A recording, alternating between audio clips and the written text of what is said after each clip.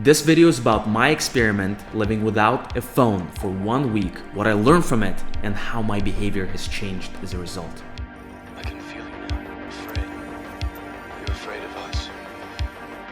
Have you ever thought how you started using your phone? If you're over 30 years old, then you might remember getting your first phone. It was a primitive brick that was designed only for one thing and one thing only, which is to make phone calls. And gradually, more features were added, and you ended up with a supercomputer, millions of times more powerful than the computer that was used to launch people to the moon. If you're under 20 years old, you might not even remember technology entering your life because it was always there. Information ad infinitum, always on your fingertips. Technology has been a massive force for good, making our lives so much better, from detecting cancer to connecting the most remote corners of the world. But we rarely question the technology's side effects. We're never educated on how to use technology, and kids are handed out these intelligent machines designed to leverage human behavior to manipulate.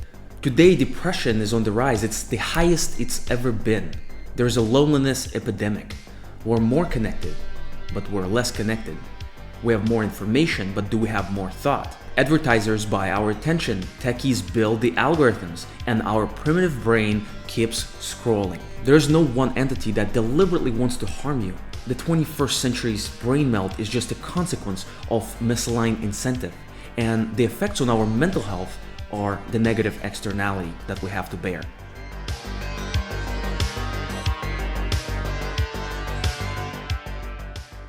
All this brings us to one question: do we have free will? Or are we just products of our environment? If our actions can be predicted, then our behavior can be programmed. You've been living in a dream world, Neo. In the movie Matrix, a war between artificial intelligence and humans broke out. To defeat the machines, humans scorched the sky to starve AI out of energy. But then the machines started using humans for energy, the human batteries. Today, machines are not powered by electrical impulses of our brain, but by our data. Machine learning are the computer algorithms that automatically improve through experience. The more data you feed them, the better they become. Your data is then used to reproduce human behavior, like driving a car or understanding natural language. Given enough data, humans will no longer be needed. There will be fewer and fewer things that humans can do better than machines, until we reach the point of technological singularity, when tech outperforms us in every single dimension. Let me out! Let me out! I want out! After that, AI either disregards us entirely, Open the pod bay doors, Hal. This mission is too important for me to allow you to jeopardize it. or it exterminates us given its basic program goals, like the example in which simple AI with the goal of making paper clips uses all of the planetary resources to make paper clips, turning Earth into a paperclip factory, or the Hystron from Rick and Morty stealing the entire planet. The point is not to eliminate technology, nor is it to imply that tech is bad, but the point is to be conscious about how we use technology and how it affects us. We must wake up from the illusion and practice free will.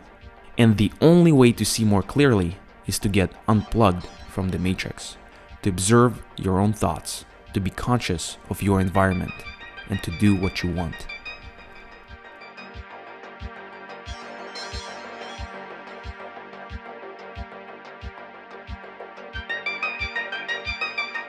The experiment is very simple: to see how I feel without my phone. Am I going to feel better or worse without it?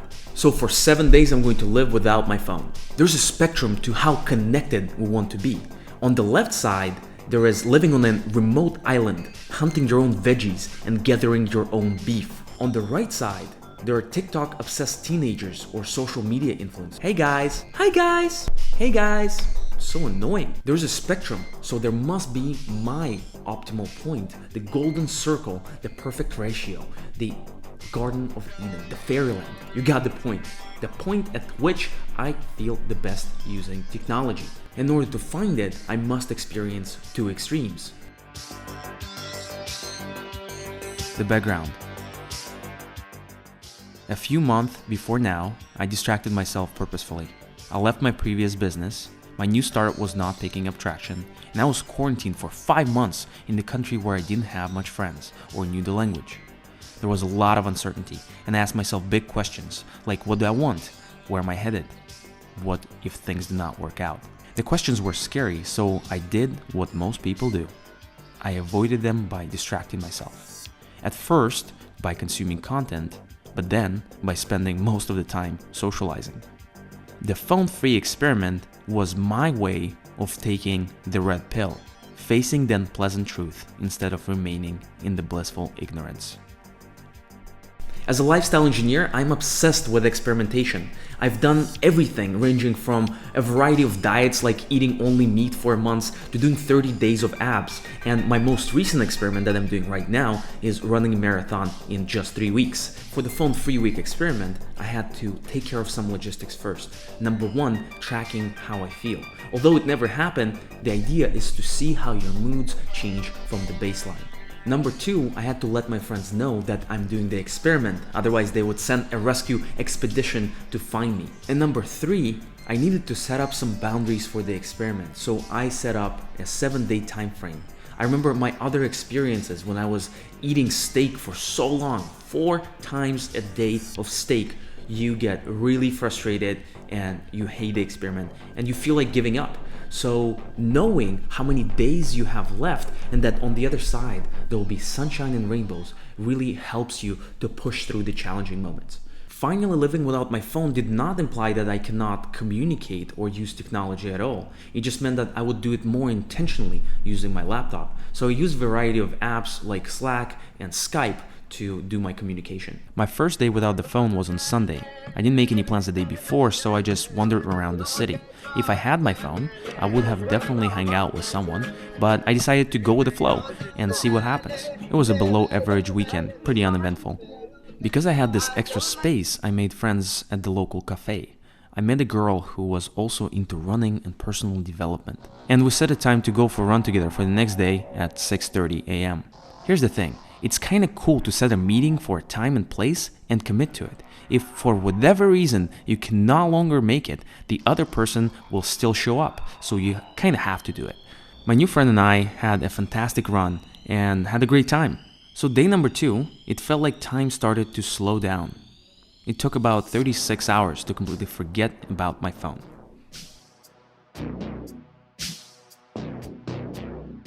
Living without the phone. So Monday night, I call up my friends from Ukraine and tell them that they should drop by for a few days. I email them my address and then kind of forget about it. Next morning, when I come back from my run, I enter my apartment and I see a bunch of suitcases scattered around the floor. It was hilarious to see people to fly in internationally from just one email and no confirmation. I absolutely love my friends. I showed my friends around the city, we co-worked and hang out, kind of the usual. The cool thing when you do not have your phone is that you get to ask your friends to look up places on Google Maps for you, coordinate things, or call your mutual friends on your behalf. So frankly, the rest of the week was pretty usual. Before starting the experiment, I thought that being without the phone is like taking NZT pill from the movie Limitless. It would be like looking at the world from a new angle. In reality, it wasn't like that. It was more like, okay, I have this extra space right now. What do I want to do with it? Sometimes I felt like thinking about specific topics deeply. Other times I wanted to explore my curiosity and observe. I heard the birds sing, I observed people interact with each other. Probably the most beautiful part was that when I had gaps of a few seconds or a few minutes, I could fill that time with being completely present. I started going to bed earlier because I had fewer distractions, and I called up my friends on the phone, which was way better than texting people and having kind of half conversation. Here's some challenges that you may face, none of which were difficult to overcome. What about professional life? I deliberately trained people to use Slack and email to communicate with me, and if they wanted to have a phone call, they had my calendar link. That was it, that was that simple. Navigation. I didn't really need Google Maps, and when I wanted to look up a place, I would just use my laptop to do that or use my friend's phone. Communicating with friends. People just emailed me or I called people via Skype. To be honest, I connected with about 1/3 of the people I would otherwise if I had my phone, but my connections were so much deeper, and I actually prefer having fewer people and having deeper relationships with them. Music and podcast. In my apartment, I have Amazon Alexa, so that wasn't a problem, and for listening to music while working, I use my laptop, which is pretty obvious. Walking around, I didn't listen to anything at all, which was amazing. I could observe the environment, listen to birds sing, and things like this, eavesdrop on different conversations. And running, I also did it in silence, which was amazing because it turned my runs into meditation. My transition. Alright, it's been exactly 7 days since I put my phone away, and I'm going to check my phone and see what happens. Overall, the experience has been pretty good. I didn't particularly care about my phone. I was kind of indifferent. The only thing that I cared about was the phone numbers of friends that I wanted to hang out with. When I got my phone back, I immediately deleted Slack and email. And the idea was to check work-related information intentionally and to do it in batches from my laptop.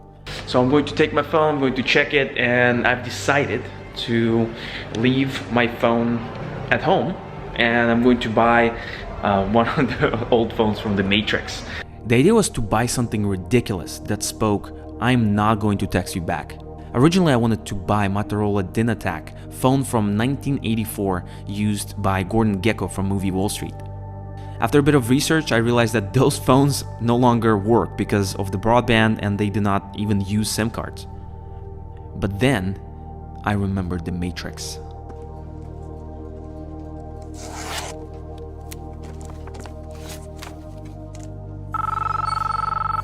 This is pretty genius, to use the phone from the Matrix to escape the Matrix. Nokia 8110, original price over $1,000. I got a bit too deep into the rabbit hole and bought 4 old phones, including Nokia 7110, one of the first phones with game Snake. I'm really thrilled to see how my quality of life changes as a result. To bring back my phone usage spectrum, I'm somewhere between Tom Hanks in Castaway and Luke Skywalker using his R2-D2. By the way, did you know that an average teenager spends about 7 hours and 22 minutes on their phones every single day?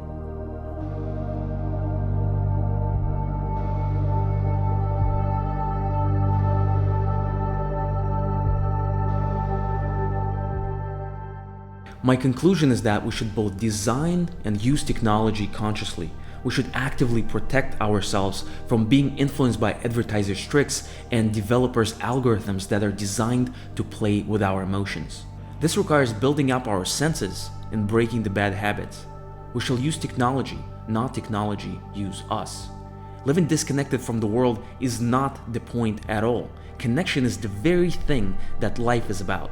The point is to be the one who acts out of free will and intention. I encourage you to do an experiment of your own. Maybe just leave a phone at home for one day and see how you feel. Till next time, and I'll see you on the other side of the Matrix.